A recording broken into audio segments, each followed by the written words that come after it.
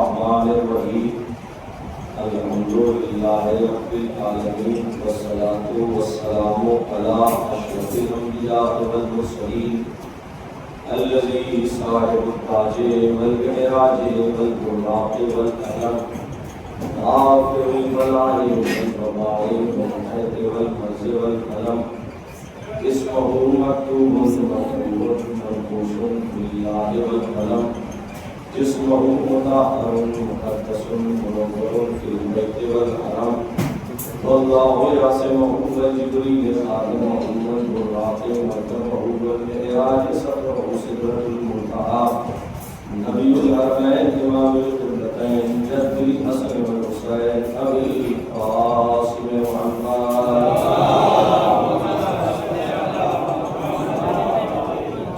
أما بعد فقد قال الله سبحانه تبارك وتعالى في كتابه المبين وهو أصدق الصادقين وقوله الحق.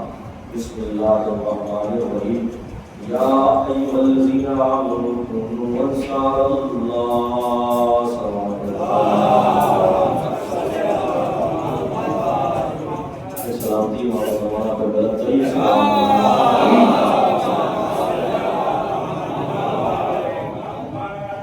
عزیزان گرامی حضرت سامعین معزز حضرات مامداران سید الشہداء مسلسل آپ ذکر سید الشہداء کر رہے ہیں مسلسل آپ مجلس امام حسین کو بابا کر رہے ہیں یقیناً یہ فطرت کا تقاضا ہے کہ کسی شے میں اگر تسلسل پیدا ہوتا ہے تو بدن میں ذوق کا سبب ہوتی ہے. انسان اگر کام کرنے والا ہے کسی ڈیوٹی پہ جانے والا ہے 8 گھنٹہ اگر مسلسل کام انجام دے تو ایک وقت میں اسے آرام چاہیے ریسٹ چاہیے اور اسے اطمینان چاہیے. یعنی یہ زندگی کا ایک اصول ہے کہ کسی شے میں اگر تسلسل پایا جائے تو اس میں آرام ہونا ضروری ہوتا ہے کہ بدن کو آرام مل سکے. لیکن واحد ایک ذکر امام حسین ہے کہ جس جگہ وبا کیا جائے جس جگہ پر منعقد کیا جائے جس محفل میں جس بیان میں جس مجلس میں جہاں پر ذکر سید الشہداء ہو وہاں پر چاہنے والے اکٹھا ہو جاتے ہیں. جیسے شمع روشن ہوتی ہے تو پروانے آ کر تمام کرنے لگتے ہیں ویسے ایک ذکر امام حسین ہوتا ہے اور چاہنے والے اکٹھا ہو جاتے ہیں. اور مجلس اسی عنوان سے آج کی یہ مجلس تھوڑا سا تاخیر سے ہوئی مجھے بھی احساس ہے لیکن طبیعت خراب ہونے کی وجہ سے تاخیر سے ہوئی بارش کی وجہ سے تاخیر سے ہوئی. پروردگار اس ذکر کے صدقے میں انہیں شفائے کامل عاجل عنایت فرمائے. ہمارے خالو محترم کو کہ جن کی طبیعت ناساز ہوئی جس سے ڈسٹربنس ہوا اس کی وجہ سے تاخیر ہوئی ان کی سلامتی کے لیے اور تمام جو بیمار ہیں ان کی سلامتی کے لیے مل جل کر ایک صلوات پڑھیں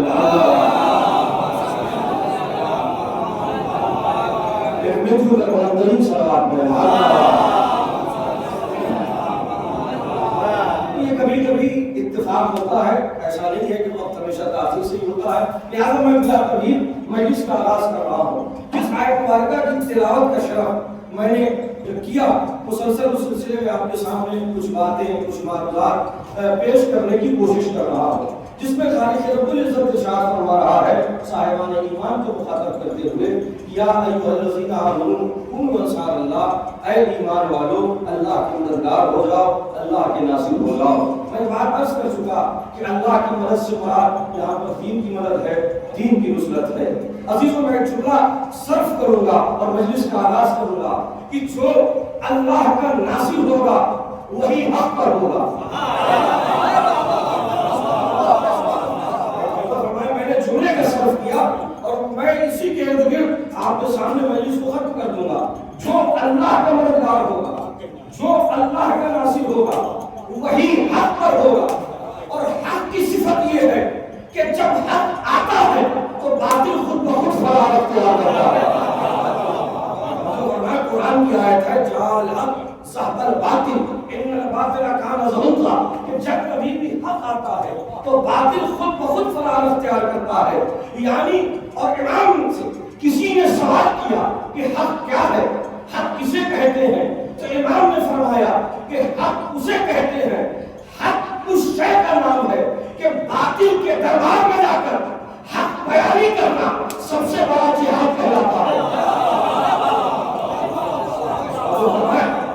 باطل حکومت کے مثال کے طور پر یہاں پر راحتیں ہوں, ہمواریاں ہوں, انسان مطمئن سے بیٹھا ہو, انسان آرام سے بیٹھا ہو, یہاں پر بولنا لقبے سوانی کرنا بڑا آسان بنا ہے. لیکن جہاں پر تلواریں کسی ہو سفر میں جانا ہو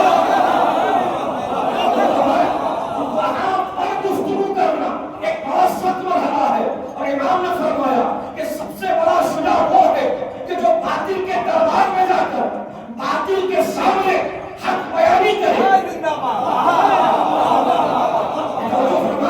سب سے بڑا شجاع وہ ہے کہ جو باطل کے دربار میں جا کر باطل کے سامنے حق بیانی کرے. آپ نے جملے میں توجہ نہیں کی. سب سے بڑا شجاع وہ ہے کہ جو باطل کے دربار میں جا کر حق بیانی کرے. تو مجھے پوری کائنات میں ایک سے ایک نظر آئے. انہوں نے بادشاہ کی چھٹی سیدھی کی, کسی نے بادشاہ کے تلے بندھا, کسی نے بادشاہ کی چھٹی سیدھی کی, کسی نے بادشاہ کے تلے کو اٹھایا, کسی نے چاپلوسی میں نہ جانے کیا کیا قصیدے پڑھے. لیکن پوری کائنات میں ایک کربلا واقع نظر آئے.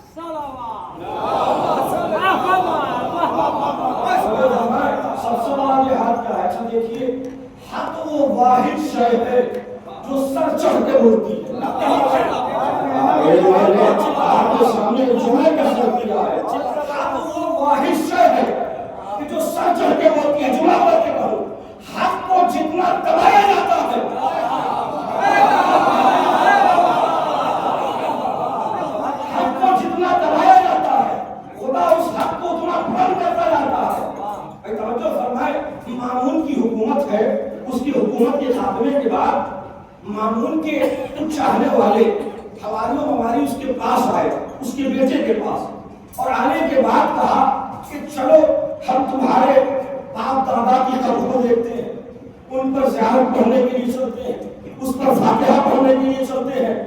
مامون کے بیٹا چلا اور ساتھ میں حواریوں ہماری چلے. جیسے ہی اچھا مامون کا جو روضہ ہے وہ سامرہ سے کچھ فاصلے پہ موجود ہے کہ جہاں پر امام حسن عسکری کا روضہ موجود ہے.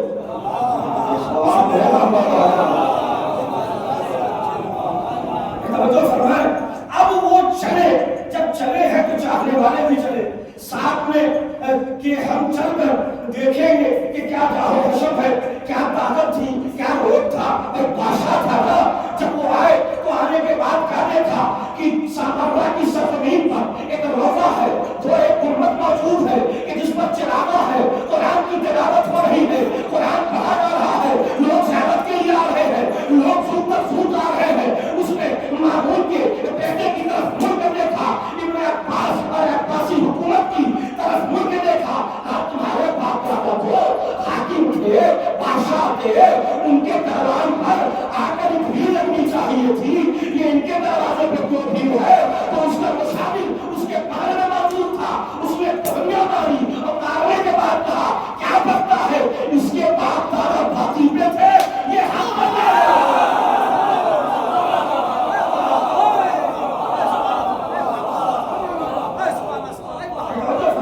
ان کے باپ دادا بھاتی پہ تھے, یہ حق تھے. تو حق کا کمال کیا ہے کہ حق چاہے جیسا ہو اسے وقتاً تو دبایا جا سکتا ہے لیکن چھپایا نہیں جا سکتا.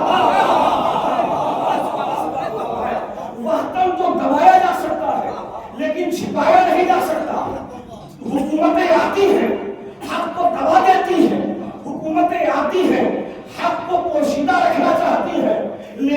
जब उस हक का असली वारिस आता है, जब उस हक का असली वारिस आता है, तो तलवार हुकूमत की हो, तलवार हुकूमत का हो, सिपाही हुकूमत की हो, लश्कर हुकूमत का हो, लेकिन हक बोलने वाला दरबार में कहता है कि यजीद उतर मेरे पापा का।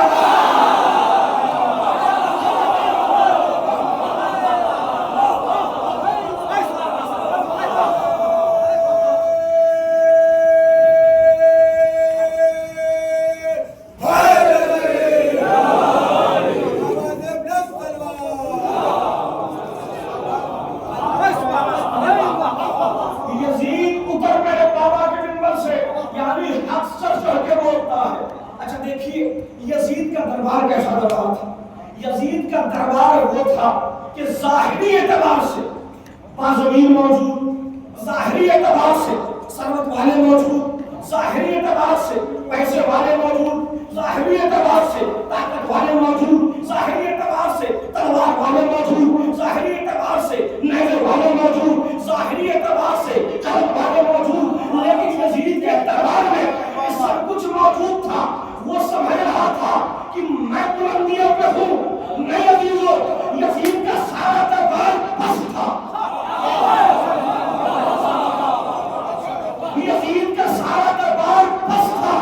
यानी जो ज़मीन था वो ज़मीन बस, जो कुर्सी थी वो कुर्सी बस, वो कलम था वो कलम बस, जो बैठने वाले थे वो बैठने वाले बस। लेकिन यजीद के दरबार में सिर्फ 3 चीजें बुलंद थी। एक, कैदियों का हौसला बुलंद था,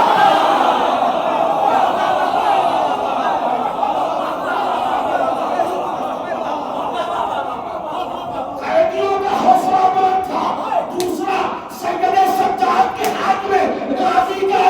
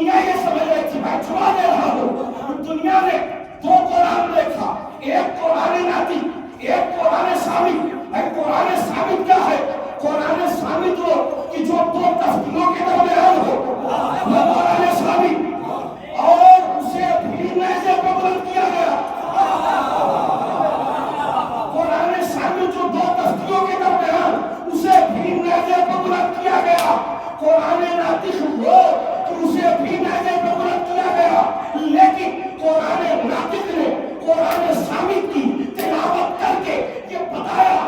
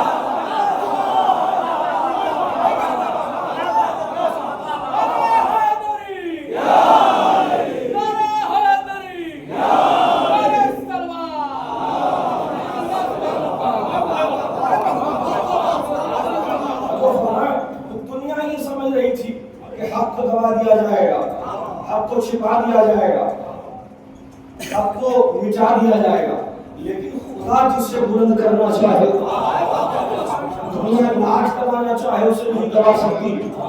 خدا جسے بلند کرنا چاہے، خدا جسے عزت دینا چاہے، خدا جس کو سر بلندی عطا کرنا چاہے، اسے کوئی نیچا نہیں کر سکتا، اسے کوئی دبا نہیں سکتا۔ تو عزیزوں، کس کس اعتبار سے سر بلند ہوا؟ آپ تاریخیں سنتے ہیں، جب مہتر بتاتا ہے کہ امام حسین کا سر جب دشت طرح میں آیا، توجہ فرمائے، میں آپ کے سامنے روح پیش کر رہا ہوں اور آپ کی توجہ چاہیے۔ امام حسین کا سر جب دشت طرح میں آیا تو آنے کے بعد کیا کہا کہ اے میرے سکینہ، میں نے سنا ہے کہ تیرا بابا تجھ سے بہت پیار کرتا تھا۔ توجہ فرمائے، ایک نقطہ آپ کے سامنے پیش کر رہا ہوں۔ جب دشت طرح میں آیا تو یزید نے کیا کہا کہ اے سکینہ، میں نے سنا تھا کہ تیرا بابا تجھ سے بہت پیار کرتا ہے۔ جناب سکینہ روئی نہیں، مسکرائی۔ مسائل کی وادیوں سے فضائل کے گوشے نکال رہا ہوں کہ جناب سکینہ سے کہا یزید تیرا بابا تجھ سے بہت پیار کرتا تھا۔ جناب سکینہ روئی نہیں، مسکرائی۔ سکینہ نے پیغام دے دیا، ہم بنی ہاشم والے مصیبت میں روتے نہیں ہیں، مسکراتے ہیں۔ جناب سکینہ مسکرا کہا کہ تیرا بابا تجھ سے بڑا پیار کرتا تھا۔ ہاں یقیناً مجھ سے پیار کرتا تھا۔ مسائل میں آپ کو سنتے رہتے ہیں لیکن یہ روح دے رہا ہوں کہ یقیناً پیار کرتا تھا۔ کہ کیسے پیار کرتا تھا؟ کہ ایسے امتحان ہوگا کہ تو بلائے تیرے بابا کے سر کے چلا ہے۔ جناب سکینہ نے کہا یقیناً ہم امتحان کے منزل میں ہیں، تو جو کہے گا ہم امتحان دینے کے لیے تیار۔ جناب سکینہ دشت طرح کی طرف گھومی اور گھومنے کے بعد کہا بابا اپنے سر کو بلند کرو، بابا بابا اپنے سر کو بلند کرو، بابا بابا تمہارا سر کہتا ہے جھکایا نہیں ہے۔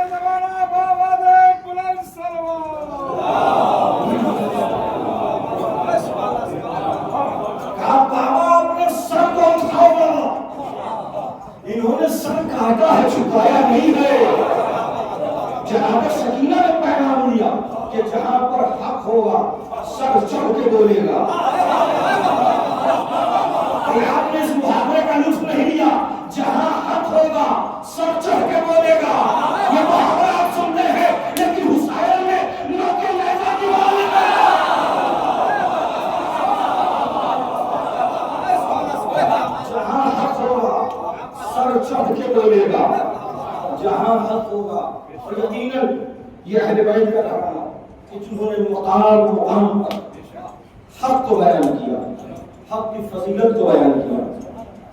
اور جب امام حسین کا سر بلند ہوا تو بچی نے رخسار پر رخسار بنا لیا، رکھنے کے بعد بابا تمہارے بعد ہی رخساروں کے تماشے لگے، بابا تمہارے بعد ہی رخسار سے بشر کے تعزیتوں کے نشان لگے۔ اس اعتبار سے مسائل پڑھا عزیزوں، ہم پورا دن اپنے گھر میں رہیں، کسی کا انتظار رہے نہ رہے، لیکن جیسے ہی شام ہوتی ہے اپنوں کا انتظار کرنے لگتا ہے. جب شام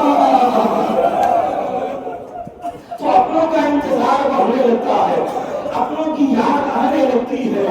عزیزوں, اس مجلس سے نسبت ایک شخص کو تھی جو بڑا تقویٰ شخص تھا, بڑے نیک تھے, وہ اس مجلسوں کی زینت ہوا کرتے تھے. جب وہ آتے تھے تو اس مجلس میں خلوص سے بیٹھتے تھے, ذکر سیدہ سنتے تھے. اللہ یقین ان کی روح آئی مجلس کو سننے کے لیے. ہم تو یہی کہتے ہیں کہ مولا کہ تمہیں اجازت دینا کہ تیرے نام کرا.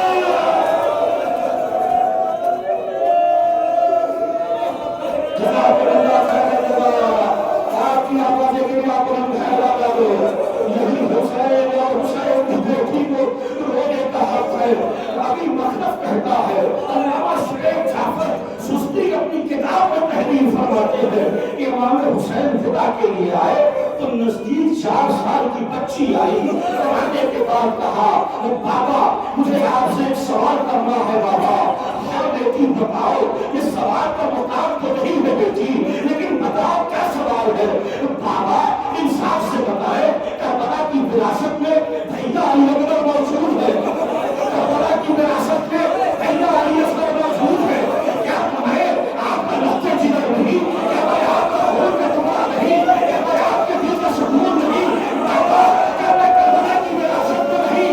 حسین چھٹے ایک مستخار اٹھائی, سر پہ ڈالا, بیٹی بیٹی تمہاری میرا آج کے بعد.